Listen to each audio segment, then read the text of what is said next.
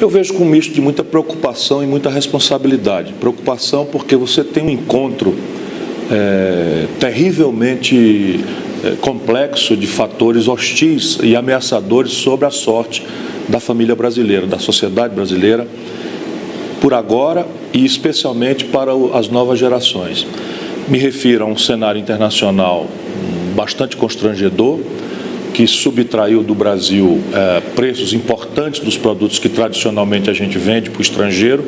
Só para você ter uma ideia, a gente vendia uma tonelada de minério de ferro por $190 há 2 anos atrás, chegamos a vender por 38. Quando nós organizamos o pré-sal, uma riqueza extraordinária, nós estamos vendendo um barril de petróleo a $110, chegamos a vender a 30. E, por assim dizer, praticamente todos os produtos tradicionais brasileiros, que são os produtos chamados commodities, despencaram de preço em função de uma crise internacional que não parece ter cena para ser superada muito proximamente. De outro lado, o país tem um colapso econômico. Estamos vivendo hoje a maior depressão econômica da história brasileira, não há precedente, mas praticamente estamos caindo 10 pontos percentuais o conjunto das riquezas do país em apenas 25, 30 meses.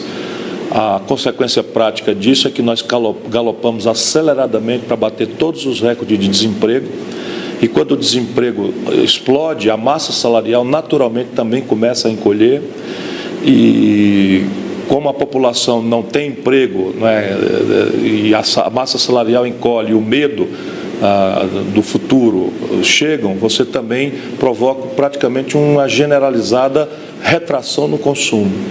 E essa retração no consumo explode imediatamente na arrecadação do governo, que por sua vez constrange dramaticamente as já precaríssimas condições da saúde pública brasileira, as condições da educação pública brasileira, as condições da segurança. A violência aumenta e a sensação, e você começa a assistir o terceiro grande vetor, que é, além da crise econômica internacional, nacional, você começa a assistir uns sintomas se generalizando de anarquia. A notícia diária da roubalheira, de autoridades de nomeada, de estados importantes indo para a cadeia, e parece que o fundo do poço não chega. Isso tudo está tirando também do povo brasileiro a própria confiança no sistema democrático. Isso é a razão da minha preocupação.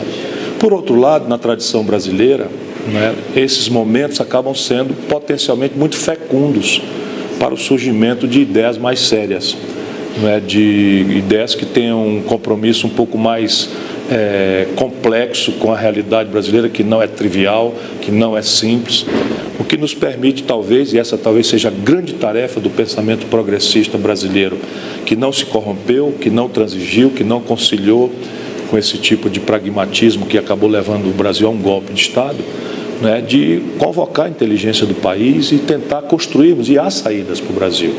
Você tem uma vocação para o empreendedorismo, uma vocação para a produção, uma vocação para o trabalho, Você tem uma imensa legião de novos empreendedores, que num misto de autoajuda e sacrifício acham que estão resolvendo suas questões por si mesmos, já começam a desacreditar. Não vejo com pessimismo esses valores que vêm de uma certa religiosidade, que também em momentos de grave angústia existencial e comunitária, é muito normal que o ser humano busque conforto, numa fé, desde que isso não seja traduzido por manipulações simplórias. Eu acho que está se juntando aí um potencial em que a gente pode ter o terreno para uma novidade, para a produção de um novo projeto para o país.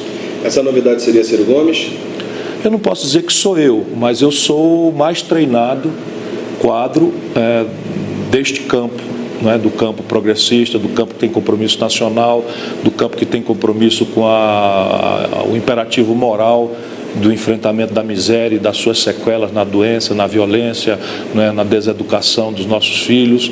Eu acumulei uma vivência e consegui atravessar até aqui, 36 anos depois, tendo governado a economia do país como ministro da Fazenda, sob o presidente Itamar, tendo governado o 8º Estado brasileiro, tendo governado a 5ª cidade do Brasil, tendo servido ao país como ministro no primeiro governo do presidente Lula, tendo a experiência no parlamento, tanto estadual quanto federal. ninguém chegou tão longe com tal treinamento, tendo aprendido com os meus próprios erros, se preservando. Não respondi, nada mais é do que a minha obrigação, sequer a um único inquérito, nem sequer para ser absolvido. E acredito que hoje, talvez, até por demérito do desastre que está acontecendo no Brasil, eu posso dar uma contribuição na construção dessa alternativa para o país. A democracia representativa se faz por intermédio dos partidos. Há uma enorme exaustão no mundo inteiro desse tipo de linguagem, mas não há fórmula, a humanidade não conseguiu ainda aprender outro caminho dentro da democracia que não sejam as organizações partidárias. Portanto, nesse momento, nós do PDT temos uma tarefa importante de tentar, de um lado, ajudar a população a entender que fora da política não há solução para nada. É até compreensível, né? O ódio, a angústia, o certo nojo, especialmente entre os mais jovens, da linguagem política, da tradição política e da própria homogeneização no que há de pior dessa palavra, né? Na salada geral em que aparentemente se transformou o quadro partidário. Isso não é verdade. É claro que agora é um pouco mais complexo, um pouco mais difícil, mas nós precisamos ajudar, de um lado, né, a mostrar ao povo que fora da política não há solução para nenhum dos nossos problemas. Do preço do feijão, a condição de empregabilidade, do valor potencial dos salários, a condição com que se trata os nossos pais e avós aposentados, a qualidade do hospital, passando pela emancipação do filho do trabalhador e da pequena classe média que não dão conta de pagar mensalidade escolar. Tudo isso, quem resolve para o bem ou para o mal é a política. Portanto, nós precisamos recuperar isso para toda a linguagem, para que a gente volte a crer na democracia e não alimente ilusões que no passado já se provaram muito amargas no Brasil e no mundo, de que haja atalhos. Não há. Não há atalho, salvador da pátria é mentira. Todo e qualquer político que se apresente como não político nada mais é do que um mentiroso, porque o que ele está querendo é explorar da forma mais perversa e mentirosa possível essa justa queixa com relação à política tradicional. E você tem que fazer isso a bem de si próprio, do seu negócio, do seu empreendimento, da sua família, da nossa comunidade e da nossa nação. E o PDT é um partido que tem se preservado. Nós temos talvez um encontro absolutamente importante para esse momento do Brasil, que é uma luz do nosso passado histórico, não é? O Brasil moderno foi fundado pela concepção trabalhista. O Brasil era um país estritamente rural, um país sem qualquer tipo de compreensão da vida moderna do mundo, e em cima desse país praticamente sem elite, a não ser uma elite muito conservadora, oligárquica, amarrada ao feudalismo rural, enfim, na sucessão, né, do latifúndio e escravista, não é? É aí que o trabalhismo brasileiro nasce como uma grande ideia, né, com figuras que tiveram um protagonismo central na história brasileira. Getúlio Vargas, né, João Goulart, Leonel Brizola, para citar os mais populares, mas você tem que falar em Pasqualini, que é um formulador importante, você tem que falar num Darcy Ribeiro, que já é um desenho mais moderno, já mais pós-moderno, né, em que você já coloca a centralidade da educação e da identidade cultural nacional como elementos centrais de uma compreensão de nação que o Brasil ainda está por construir, na medida em que nós experimentamos retrocessos americanófilos, né, da imitação das instituições do mundo rico, que nada dizem coerência com a nossa cultura, com a nossa tradição, com as nossas virtudes, talentos, potenciais e manhas, né? Porque as nossas manhas também são extraordinárias. Basta ver quando elas aterrissam na Bossa Nova, no Cinema Novo, no Vila Lobos, enfim, quando o Brasil se expressa com autoconfiança, o Brasil é capaz de produzir em qualquer área, né? Agora modernamente em neurociências nós temos protagonistas globais, e isso só para não cansar, né? Mas nós do PDT temos essa luz que ilumina, né, a trajetória histórica, e temos nesse momento de moralismo até exacerbado, em que a centralidade da ladroeira, da corrupção, né, espalha a amargura na boca do nosso povo, nós não temos nenhum companheiro misturado nessa coisa, nenhum companheiro misturado nisso. E isso vale porque é nossa obrigação, mas a gente pode se apresentar sem precisar estar se defendendo, né? E a partir daí extrair nesse encontro o que importa. O que é que importa para o Brasil?